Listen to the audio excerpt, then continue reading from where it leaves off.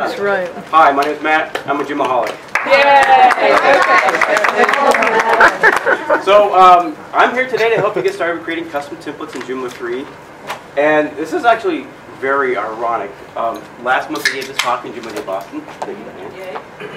And I started this talk off by saying, hey, you know, it's really interesting because based on past experiences, these template talks can go in many different directions, and we can talk about different things and this and that. And I am so happy I sat in on Brian and Andrea's talks today, because they basically covered everything I plan to talk about today. So we're going to do some ad-libbing. No, it's okay. There is one little piece that you didn't cover, and actually I can talk about the responsive images too. That's a bit of an aside. I have some code prepared for you today. So definitely we're going to do some ad-libbing, maybe a lot more questions and answers along the way. If you have any curiosity. Andrea did an awesome job going into all the features of Bootstrap that I did not plan going into, so that's a perfect compliment. Unfortunately, my big reveal, you know, that's okay. But you'll have to stay later for her less talk. You're going to steal some of my less stuff. Actually, I'm not. Oh, good. I was, but so we're going to do a quick review of kind of the first two talks in this track, and then we're going to jump into some code. Okay? So. I'll just do the fast forward button. You heard about Joomla 3 using Bootstrap.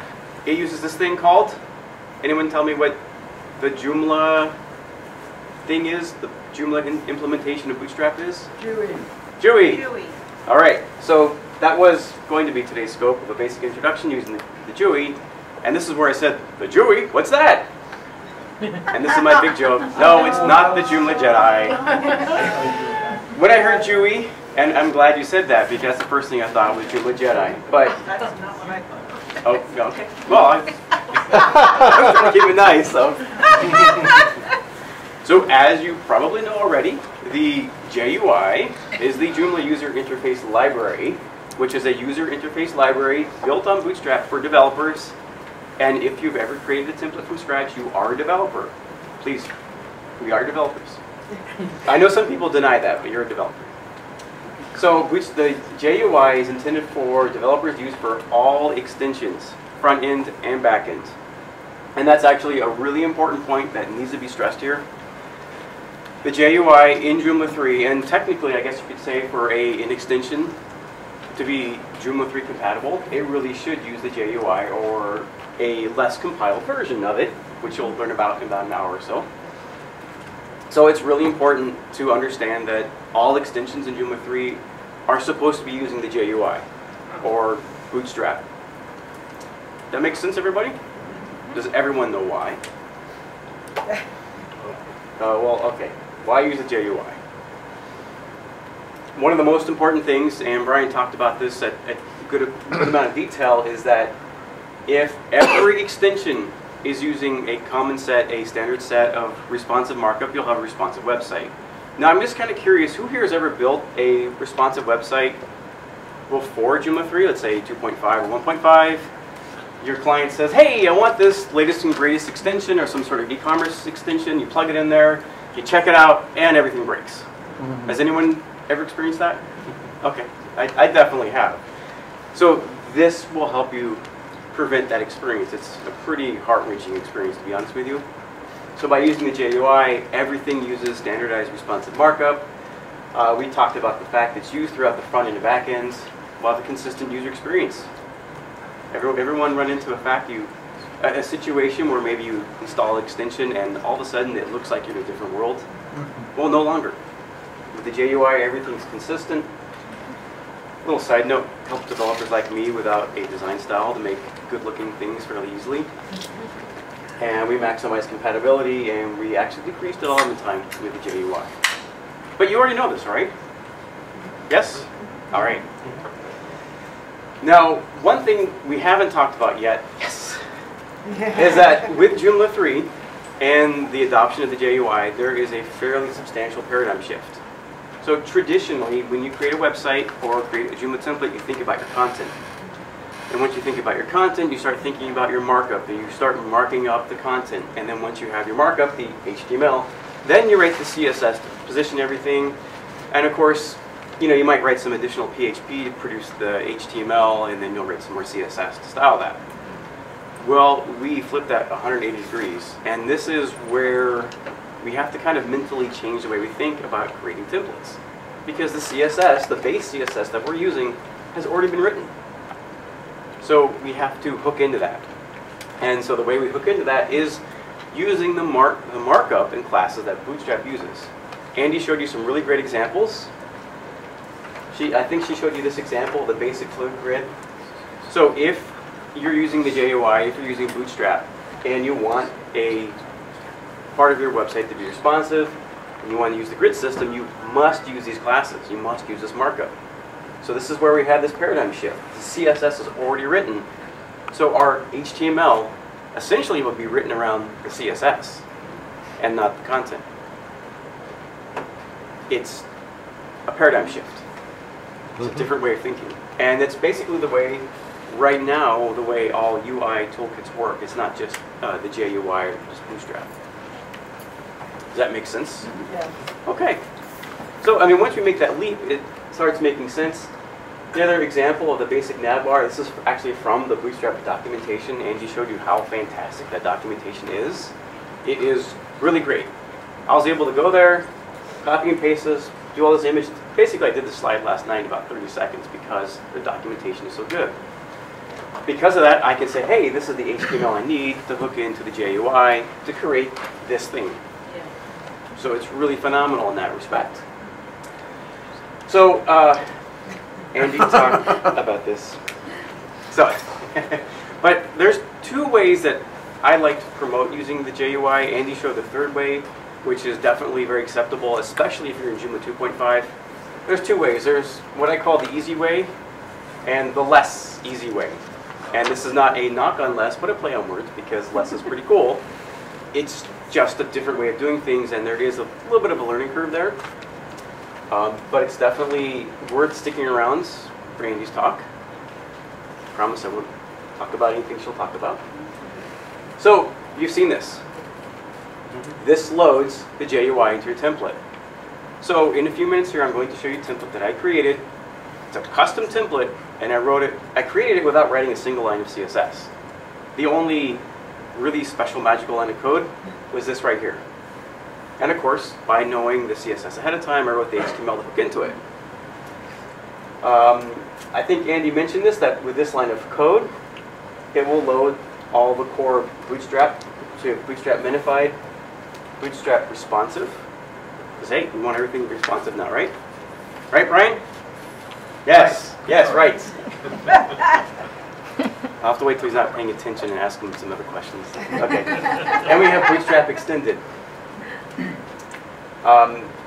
One thing, I think previously we had some additional style sheets that were loading accessibility fixes to Bootstrap. And actually we should give Andy a round of applause because I believe that you contributed directly to the Bootstrap project these fixes to increase accessibility. You did? Kind of, sort of?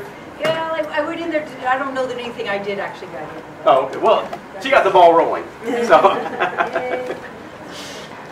So, I mentioned using less. We'll just ignore this right now. No, less is a CSS preprocessor. It's really cool stuff. It's a different way of doing things. Go see Andrew's talk. So this is where we get into stuff that hasn't been talked about so far. We're going to look at some code. We're going to build a basic template. I mentioned that we're going to create a custom template without writing a single line of CSS. See, that's where you're supposed to go, ooh and ah. Okay. There we go. Thank you. Believe me when I see it. Yeah, really. You've seen the magic code of importing the GUI. And then we'll talk about extending it. So that's something new. Andy touched upon it. We'll actually show you how it works. So let's code. There's two links up here. And I should mention this talk is online. It's actually written in HTML. I wonder if anyone else can say that.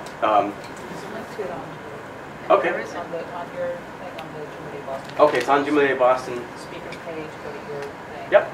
All those links are there. You can click right on there. Yep. One reason why I did this way is this code you can actually download, the code that we'll be looking at.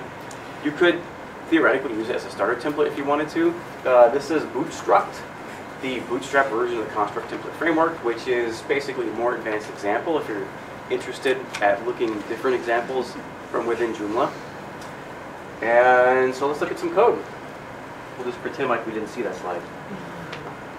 So this first example is as you can see here, it's a very complex template. It has all of 2 files in it. Now, quick show of hands, who here has created a custom template from scratch starting with 0 code? So about half to 2/3 of you. Okay, that's good. So it's worth mentioning real quick that for a template to work in Joomla, you need 2 files. The minimum is 2. The first one is template Details XML. We'll take a quick look at that.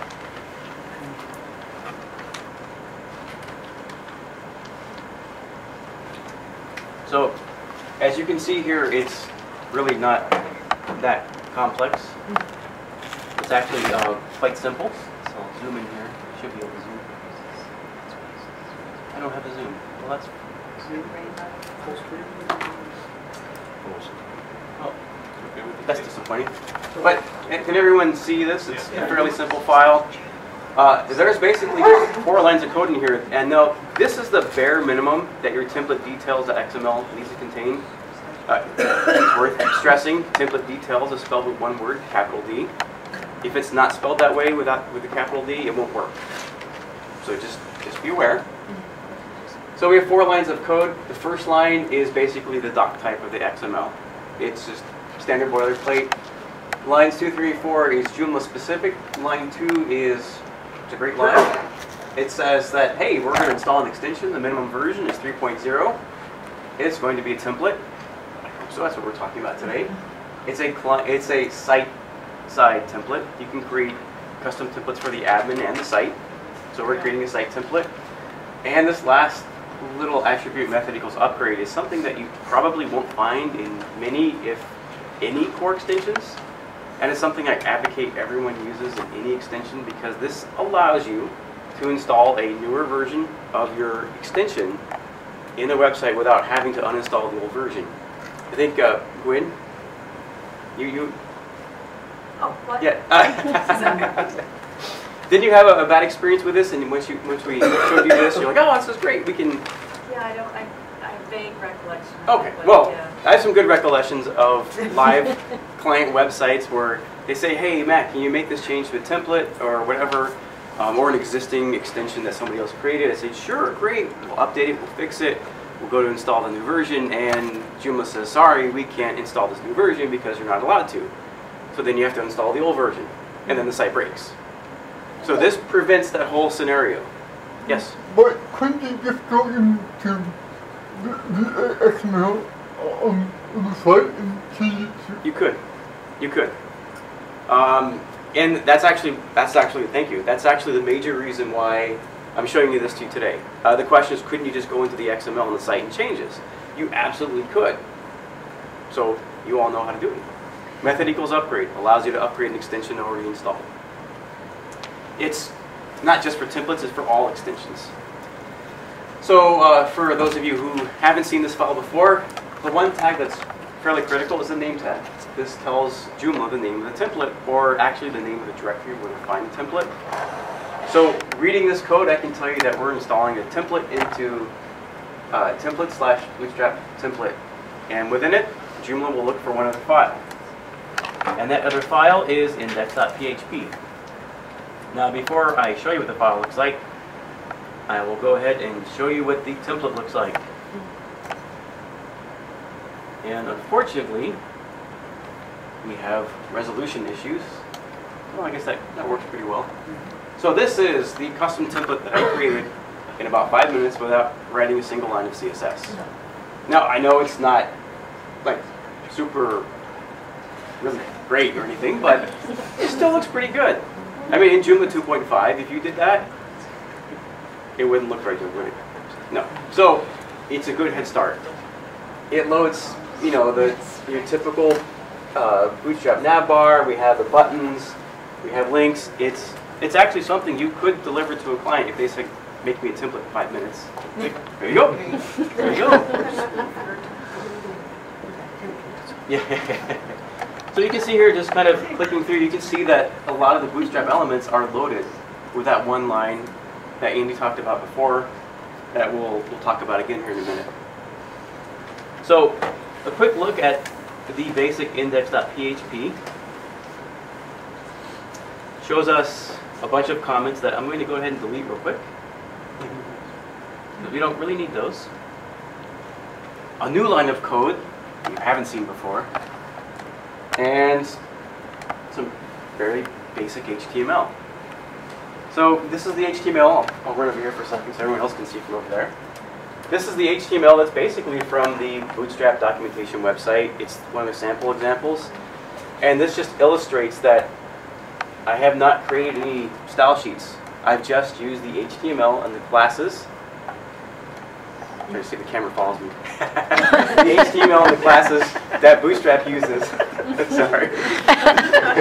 No problem. And by doing that, I'm hooking into the GUI. I'm hooking into Bootstrap. Right? Pretty simple. It's pretty straightforward. So, you've seen this line of code. Line 9. What I don't think you've seen is line 5. And if the... Okay, we actually have some highlighting going on there, so it's good. So, you will find this in some of the Joomla 3 templates, and some you won't. Now, I consider this an optional tag. I believe it is, because this line of code, JHTML : bootstrap.framework.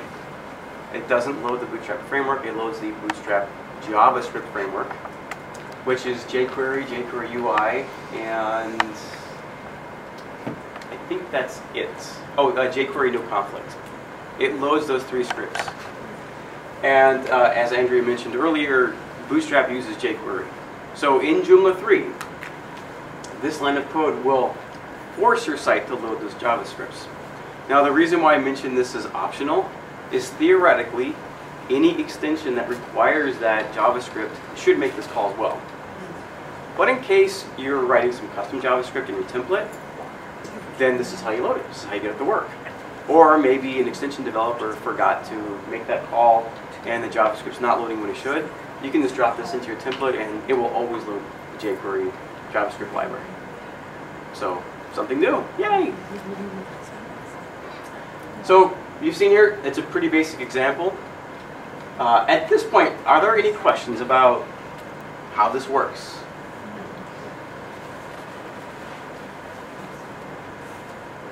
So, I guess I have a question. Yes? In the HTML, you basically are building out HTML that's related to the classes and ID structures that are present in Bootstrap. Yes. And then you would put your module calls inside of those particular bars, so you would, okay. For example, basically all this HTML and classes is from, I think it's the basic example that's in the examples portion of the Bootstrap website. What I added is this JDoc include type equals modules, name equals position -1 in the nav collapse. So what this does, this line of code, is everyone familiar with what a JDoc include does? Is that either agreement or disagreement? Yes. Okay. All right, silence. Silence worries me. So yes, I just dropped in my module position where I want it to appear. So I can show you a more advanced example without writing a single line of CSS.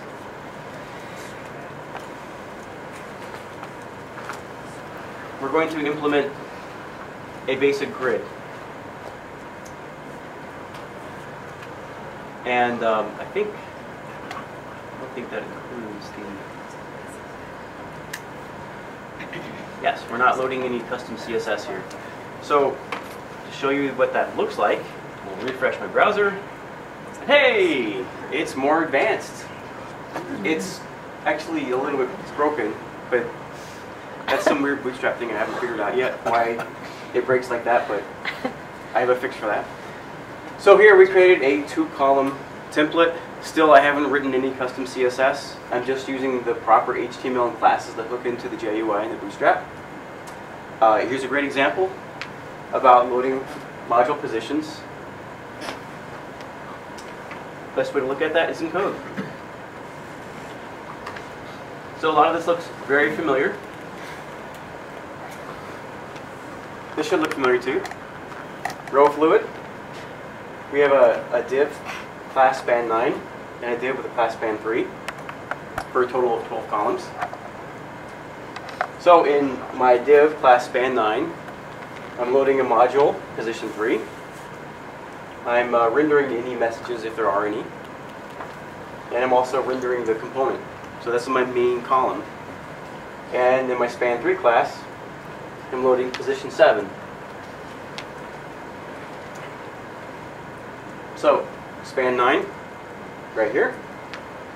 Span 3. Simple? More or less? Okay. What happens if you do your math wrong and you have span 9 and then span 4? Well, that's a good question. Things break. Sure, that happens. What happens is your span 4 Slopes down. is wider than the available area.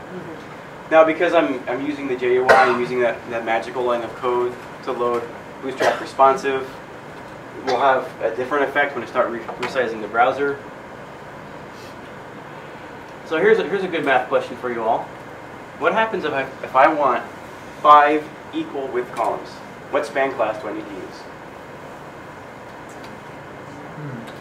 I think Andy knows.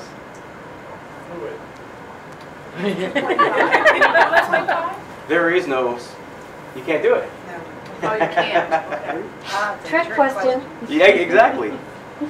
You can't do it. Currently, and I have to create a pull request for this. In Bootstrap, in my template framework, I created a span 2-4, which will allow you to do 5 equal width columns. So that's one caveat that's definitely worth noting when you're using a grid system or system like this. There are some limitations to it, and of course you have to figure it out. You have to work around it. At least 12 is divisible by a lots of numbers. Exactly, exactly. Only I divide by 5, so. We're still stuck in base 10. Yeah. 5 and 2. That's right. I'll divide by pi. So, Only for sale. yeah. Here's your span 9, your span 4. It still kind of works responsively, but at some of the metered queries it breaks. What if you had, I'm still back on 5 columns.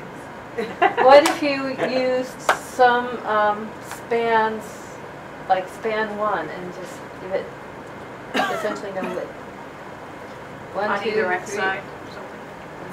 Well, yeah, you could do something like that. I mean, Fudge it. You could fudge it, absolutely. Bootstrap has offsets and pull classes, I believe, that allow you to add different margins and different padding, so you could do that as well. My thinking is if you're dynamically spitting out modules, it's a little challenging when you get to 5. Yeah. So, yes? Are the module names given, or are they still declared? Like you Well, use position 7, position 3 for the names. Are those given now? That's a great question. No, it's the same as 2.5. The reason why I'm using these module positions is because I'm using the sample data that comes with Joomla. You can name your module positions anything you'd like, and those would be added to your template details XML if you want them to show up in the Joomla administrator. You don't have to, but it's good user interface design to have it show up in the user interface. So yes, you're right, you could fudge it with different classes as well. So, one thing we can jump into, I can show you something new here. Oh, can you refresh this page because you changed the Oh, yes. Yes. So we're back to the span 9 and the span 3. Everything works because we're at total of 12. That's span 1. Oh, I'm sorry. Yes, you're right. It is a span 1. Well, you could do a span 1 on either, right? Is that what you said? They put span 1 on either side. Yeah. You could, but like an empty span. Yeah, and you wouldn't have 100% content. Yeah. So that's why I created a span 2-4. Yeah, well, what if I want? Yeah. Let's just start doing that. You could do it wrong. Oh yeah, like 7 columns. Yeah. Yeah. So the point is there are some limitations. You need to learn the grid system, and this is actually going back to a lot of what we talked about so far today. You need to look at the CSS beforehand. You need to look at the documentation, see what's available, and then see what you need to overcome. Yes, Don. As far as source order goes, you know, when you're becoming portrait, landscape, and then going down to smaller, like phone size, you know, you're finding the Australian parks is floating down underneath the component. Now, is that being determined by the order that these things are placed in the HTML? Or is there some other way to control that? Because typically you want to have your most important content sort of at the top as far as for the browsers and Google and things Absolutely. like that. Absolutely. But if you know, want things to float a little differently when things go responsive, I don't know. No, that's a great question, and I need to expand. That is a really great question because I've recently, as of last week, was battling this. I was trying to update my template framework to use 100% the JUI without using any custom CSS. And my determination is to have a properly source-ordered template using the JUI is not possible without writing some custom CSS. And that's because of this declaration right here. You have a row fluid, class, span whatever, first child, margin left 0. So it says that when you have a row fluid, remember your row fluid. I think Bootstrap is addressing that issue in something they were doing, because that's a standard Bootstrap issue with that particular first child. Yes, that is a yes. That I'm not blaming Joomla, I'm blaming Bootstrap, but they are working on that. I've seen they've had issues in talking about. Okay, and it's complicated. To be honest with you, that's a complicated thing to fix from a framework point of view, because how do you predict how that's going to happen? What the situation is you remember the basic fluid grid layout. You have a div row fluid, and then within it you have these span divs, span 3, span 9, span whatever. Bootstrap adds, where is the margin left here? It's off my screen, I think. It is off the screen. Okay, so Bootstrap adds a wee bit of margin to the left of each of the spans, so there's some gutter basically built into it. But Bootstrap also says, well, on our first span, our first column within that row fluid, we're going to take away the margin left, so it fits flush left. However, if you have a 3-column layout where you have a left column, your main content area, and the right column, which div will be first? It's the center div. So that won't have any margin left, but then your left column will, because it's not the first one being in your HTML. So we have this issue where it actually breaks. You can't use a span 3, a span 6, and a span 3 to have a 3-column layout that's source ordered without writing some CSS to remove the margin left on that second span as well. So that's a great question. From a template framework point of view, or just from a framework point of view, like Bootstrap, that's a really hard thing to predict, because how do you know how many columns people have? How do you know what the source wording will be? So that's a fantastic question, because that brings up one of these issues that we need to work around. So are you saying when it takes the center column first, is it taking it because it's the component, or does it always? No, it's taking it because it's the first span it runs into. Why wouldn't it run to the left one first? You mean it's the first one in the index Yes. file? In your page source. Yeah. Because typically the source ordered is your main component area, that would be first, and then your left column, and then your right column. You could do the left and right columns, Right. but no matter what, the component div will be first. Yeah. So this is where we run into a little bit of a conflict with that issue, with that rule. I think I saw a hand about to go up. No? Okay. So, slightly more evolved example here. Still without writing any custom CSS. So, I mentioned earlier, one of the advantages of using the JUI is it allows developers like me to create good-looking things, because I don't have a good sense of design. So I'm going to forewarn you right now, I've added some of my design sense to this template I'm going to show you here. So just be forewarned. So I've loaded the JUI. I've created this template, and then I've made it my own. I've customized the JUI.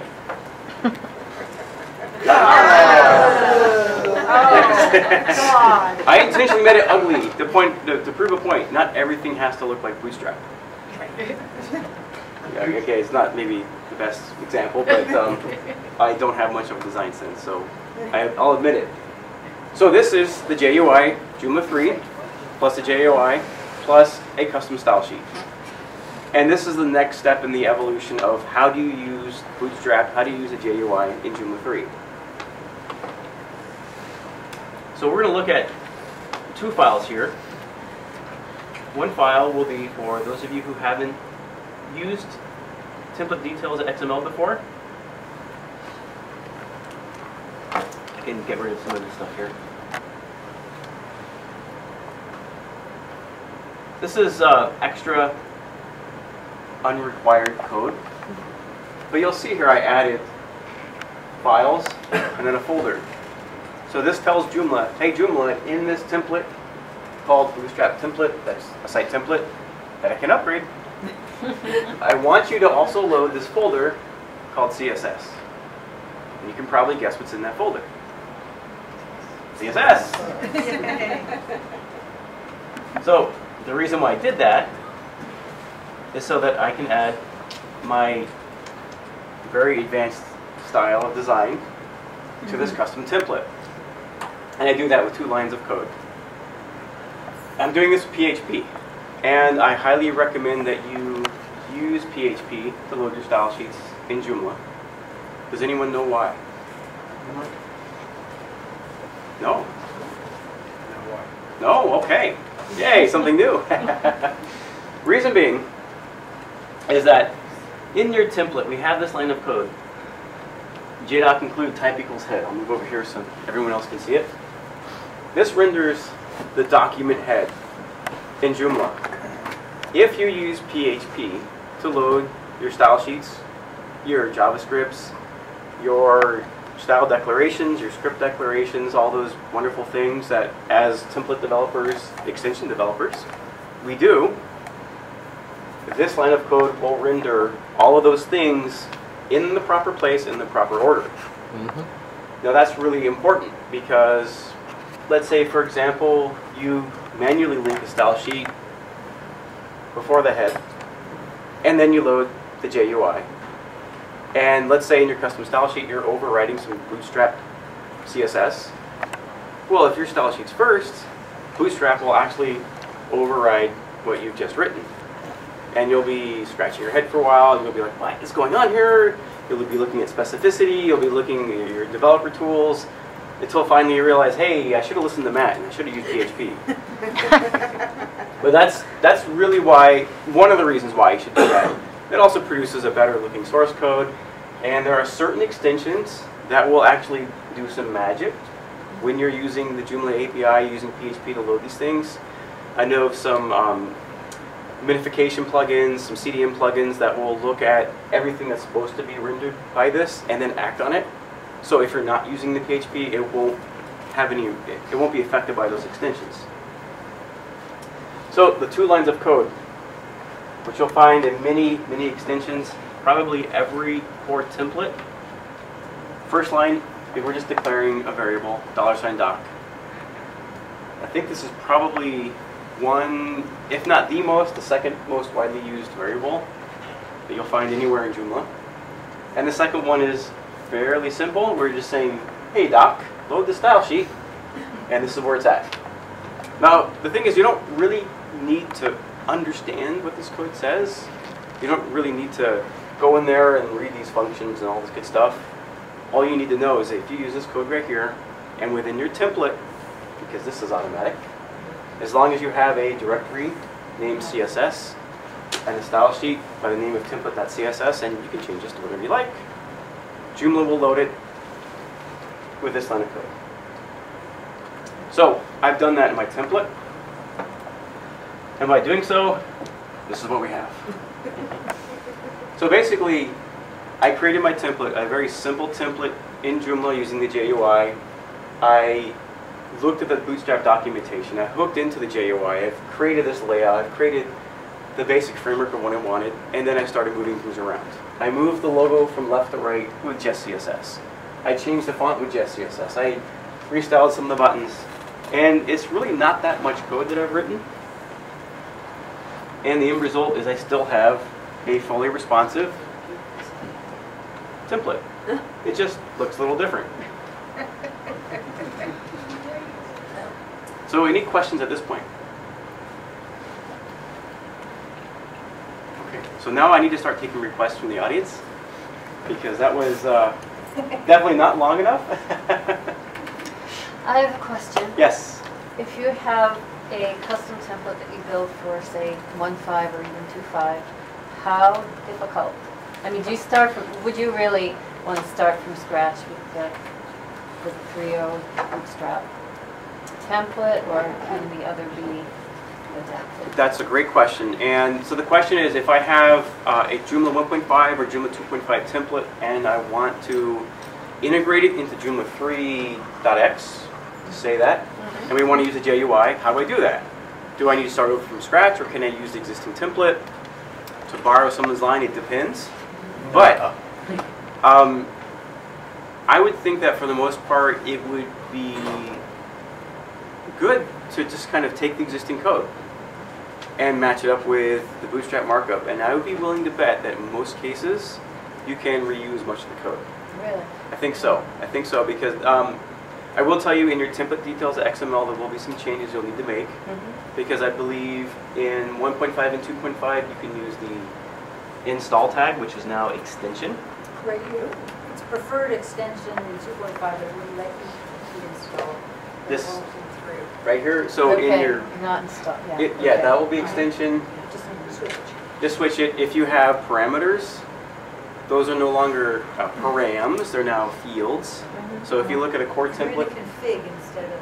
yes, there's a whole, instead of just saying params, here they are. Proto star, I mean, Exactly. There's some great examples in the core templates. But as far as the markup in your index.php, I would be willing to bet for the most part of it, just guessing out loud, 80–90% you can reuse. You'll just have to add some classes, change some classes. You might have in your markup column 1, column 2, column 3. You may have to add a div road fluid and maybe span 3, span 6, span 3, Yeah, right. or span 2-4, something like that. Yeah. So I think for the most part you can reuse your existing markup. So the change on this code in the XML file and also in the PHP file, the 2.5 code pretty much is the same as the 3 code? Pretty much. How you use it? I mean, as far as, you know, the extension, the changes that, Yes. like from 1.5 to 2.5, they remain the same from 2.5 to 3? For the most part. The major difference is the classes and the markup. So it's really HTML versus any PHP. We're using the same JDoc includes. Yeah. The only difference is that one line of code to load the JUI. This one right here. That's really the new addition. Yeah. Unless you're going to use less, which Andy will talk about soon. Right. Yeah, and just one point on there. I noticed your line is slightly different from my line. I think there are actually 2 ways of calling it. I had to really dig into the core of Joomla to find this, Yeah. and I wouldn't be surprised.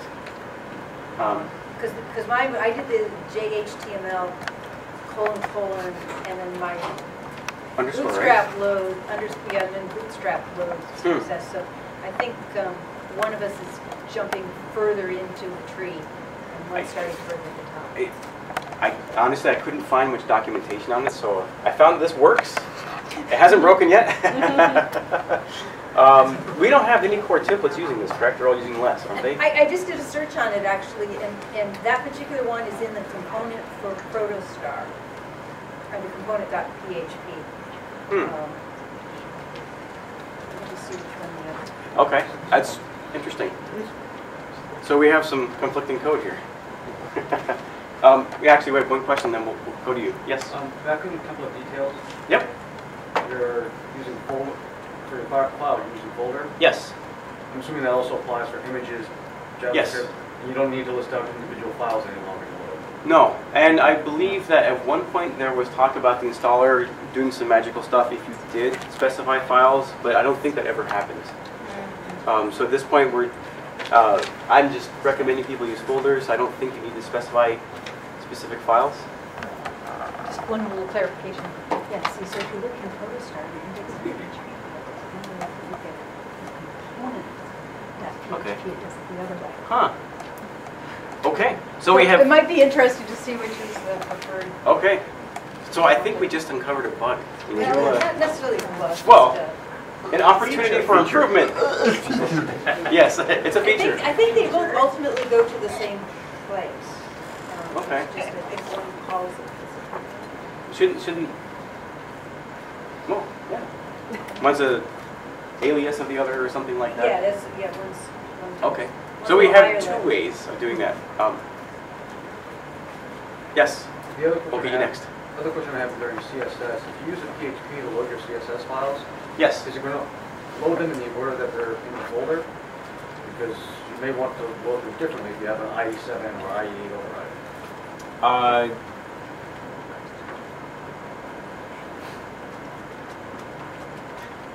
Okay. Yes. There's. I think there's some confusion there. That's a good question. Template details XML. When we specify folder, we're basically telling the Joomla installer, when I give you this installation package, which is typically a zip file, copy this folder out of the zip file into the template directory for this template. You're just copying the file. That's all this does. Yep. This is just for installation. As far as loading the individual style sheets in your template, we specifically call with PHP file by file. Okay. So you specify the order when you make those calls. Yes. I thought that was going to load all. No. It was in the CSS folder, automatically got loaded in. That would be interesting. You probably could figure out a way to do it though, but that would be. There is some, in my talk, Okay. Andy will talk about some really exciting stuff related to that. Yes, you hit it. Yeah, you said that you've built responsive websites before with Joomla, and you would install a component for a client and be all excited about it, but it would break the site on you. Yes. Because it wasn't responsive itself. Yes. Now, were you able to overcome that, and how? Okay, so the question is, if you, and this could be applicable to Joomla 3 as well, if you have a responsive website, you install an extension and things break, how do you overcome that situation? As template overrides. So in your template directory, you can create a folder by the name of HTML. Are you familiar with template overrides, how they work? Yeah. Okay, is everyone familiar with that? So you can create template overrides for that extension and then make it responsive. So before Joomla 3, I know Seth Warburton was, on Twitter he's internet inspired. He was working on creating responsive overrides for basically all the popular Joomla extensions. Wow. It's a ton of work. I know that he spent, I want to say a month on one e-commerce extension because his client needed a fully responsive website that used that e-commerce extension. So he created the template overrides for that. And it's a ton of work. It can be. It can be very simple too. But it's all about template overrides. Is that okay? Yeah. Okay. Any other questions? With the extensions, though, you're saying now developers are using this new platform, the new Joomla to build their extensions on. Yes. Can you explain that a little bit more? Well, yeah, basically that goes back to one of his early slides. Yeah.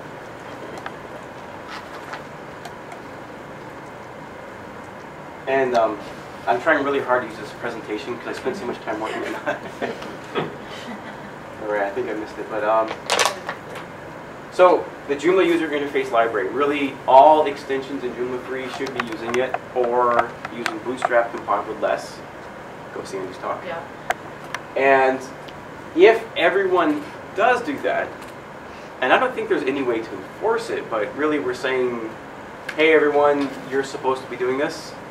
And if you don't, you'll probably have upset customers. But if everyone uses the same core CSS, because I'm pulling those same files out of the root of Joomla, there's the media/JUI and there's a CSS directory. I'm using the same style sheets that these other extensions are. So we're all using the same CSS, meaning we have the same markup.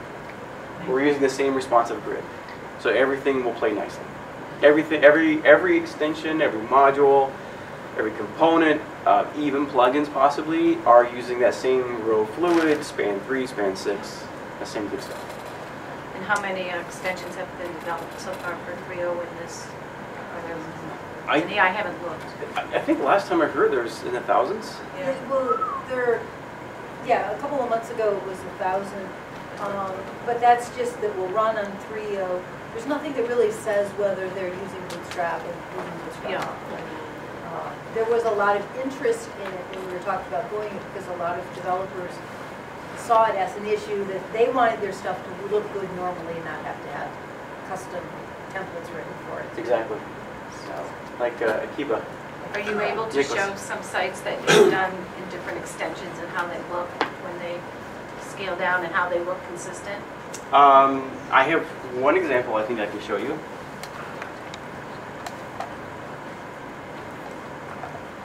I've actually had some issues today with connectivity. So I have kind of a screen resolution issue. I can't actually show you the full width. Yeah. Just because I'm not sure why the overhead projector is forcing. So this is the Construct Framework website. I'm not sure if anyone mentioned that I'm the developer of this template framework. And so this is an example of basically what you would see in like a tablet. So typically on a full width desktop display, you'd actually have these 3 blocks side by side. Right. This is Joomla 2.5, by the way. Yeah. And as we resize the browser, things squish and move. And I don't know why I can't. Maybe I can zoom out, maybe? No. That's live demos. The projector fully showing game records is live. Yeah. That's yeah, something that like uses JVents or some of those common components that are hard to. I'm just wondering what those. You say everything's going to look more consistent. I just didn't know if you had any examples of some of those. I'm afraid I don't. No. Okay. No. Yes. It's kind of a comparison. You built this framework. I haven't used it, but I've heard a lot of good things about your work. Okay. And how is this in comparison between, say, the T3 or the Warp or the Gantry? How is this framework unique in contrast to that? It might be a little out of scope, but just a quick overview. Well, I can answer that in very briefly. How is this framework different than the club template frameworks? Yeah. This is basically, how is this framework different than like the club templates? T3, Gantry, and all those? Oh, okay. This has no styles out of the box. This is basically a blank canvas. Instead of having, basically, it's kind of like Bootstrap, but it's not. It's like Bootstrap for a Joomla template. There's a lot of stuff built into it. There's a lot of logic built into it that you can tap into. But it doesn't have all the styles and the different variations that club templates do. For example, so it'd be more like the Warp framework and the Gantry frame. It's the framework versus the CSS and imagery on top. Exactly. Exactly. Yes. Yes. So do the sites load faster now if you're using this? Do you think are they faster? Not necessarily. The question is, does having a responsive website, I'm going to change your words a little bit, does that mean your site will load faster? Absolutely not. It just means that it will work on different screen sizes. We could talk about this for a very long time, but when we get into mobile-friendly websites, when we get into responsive web design, I think we need to take a step back and think about mobile first. You know, in Brian's example, he had the one picture, the large picture of the lady, that when you resized it, it appeared down here and you wanted to hide it. So the question was, well, how do we prevent those images from loading on mobile devices? So I'll answer that question in a minute. But the way I would address that is, well, if you have content that you wouldn't show for mobile devices, then maybe you should rethink that content. Maybe you should rethink if that content is really valid. Last October, I had the pleasure of driving 6 hours round trip one Thursday evening to see Ethan Markup. I have to say Markup because he's from Boston. The guy, one of the lead developers for the Boston Globe website, he helped launch part of this big responsive web design thing. He gave a talk, and basically he said, listen, when you're developing a responsive website, you're not thinking about screen sizes. You have to think about the content first. You think about what's valuable for your users, regardless of the screen size. So if you have images that you're hiding from some people, you may not need that image at all. And that's where we start getting the performance differences. But in his case, I mean, let's assume that that image is an important part of your content. Yes. And in Brian's case, he actually loaded a smaller image, yet the bigger one still gets loaded. Yes. So that's what we want not to happen. Okay, so that is basically the holy grail. How do we not load these really big images for mobile devices, but we want to load them for desktop computers and other devices? So getting back to that talk that night with Ethan, they had a long talk about that, and they discussed this at length, and I've done a lot of research into this. I gave a talk a while ago about being responsive. How do we create a truly responsive website? So handling images responsively and how we deal with that is basically the holy grail that no one's found yet. There are a number of different attempts at solving that issue. None are perfect. You'll find, I was just Googling this a few minutes ago, you'll find some different case studies on how we can handle display none and how those images really do load, and some browsers don't load it when you say display none. Or, depending on the markup you're using, you can use a fairly interesting markup coupled with display none, where most browsers won't load that image. So that's one way to do it. Another way to do it is to use user agent sniffing. So on your server side, you're saying, well, what kind of device are you? You're saying, oh, you're a BlackBerry 3G 476. You know, you have a list of 3,000 different user agents, and you say you're a mobile device, so you're not going to get this. We're not going to generate the image tag, so you'll never serve the image. So that's another way to do it. The short answer is there is no good answer. There is no perfect answer, and it depends. It really depends on your use case. It depends. Look at your numbers. Look at your analytics. If you have 3% of mobile traffic to your website, it may not be worth the extra $5,000 in development time to not serve an extra 20K of images. But if your site looks really bad on a mobile device, that's why you've only got 3%. Exactly. Yeah. Well, chicken and egg. Jinx. And that's actually, and I'm going to talk about this for hours. That's one point that Ethan made and his team made is data-driven decisions. And this is something I hammer to all my clients all the time. I don't care what your opinion is. Show me the data.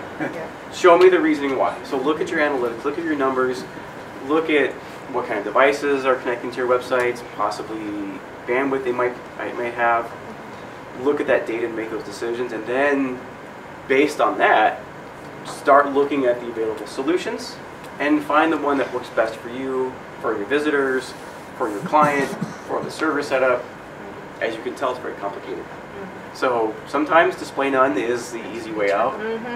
So, yes? So with media queries in your CSS files, yes, do those images still get loaded if it's in a media for, you know, a screen size that's not the screen size for what your visitor is using? Yes, yes. And I wish I had this on my desktop. I was just Googling this earlier. Let's see if I can do this real quick. There was a really great case study that I found while Graham was talking that basically what this gentleman did is he did some fairly extensive testing. I think this might be it. Some fairly extensive testing on is that it? We're getting close. He did, well, I don't want to waste your time trying to find it, but basically this gentleman, this is his website, there's a page on his website. He did a very extensive case study on using media queries and display none and this different forms of markup about which browsers would actually load the image and not display it versus which browsers would just not load it at all.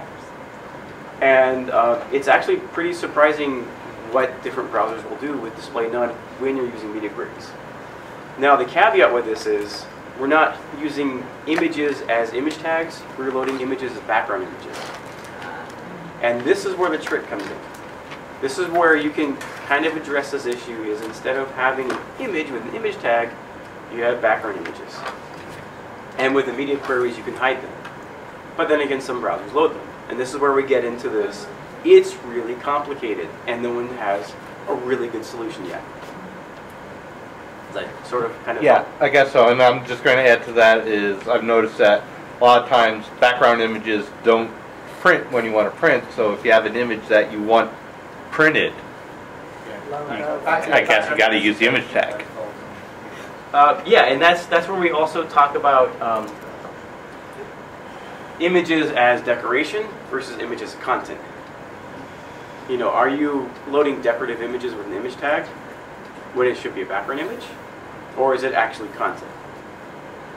So this is where we start getting into, forget about mobile first, let's think about content first. And you can see where we start making, you know, how far do you want to go with this? How performant, how fine-tuned do you want our website to be? How many days for how many hours do you want me to stand up here and talk to you about all these different things? Because we could spend probably all day long for a week talking about these things and still have more to talk about. Because we kind of start backing up. So we get to the content. Is this image really content or is it just decoration? You know, like in Brian's case of the woman. Is that content or decoration? Is it an image tag or is it a background image? So you kind of see where you have a snowball. It's rolling down the hill, it's getting bigger. Where do you want it to stop? And really, a lot of this, and this kind of goes back to the talk again with Ethan. There was another gentleman that was there that night he works on the jQuery mobile project. He also works on the W3C project. And W3C has been trying to tackle this situation for years of how do we come up with an acceptable specification that allows developers to declare when images should be loaded or not. Forget display, but just actually loading them. So that's still a work in progress. So, okay. Other questions? How are we doing in time? I think we run out of time. Oh, okay. Excellent. Okay. Well, thank you all very much for...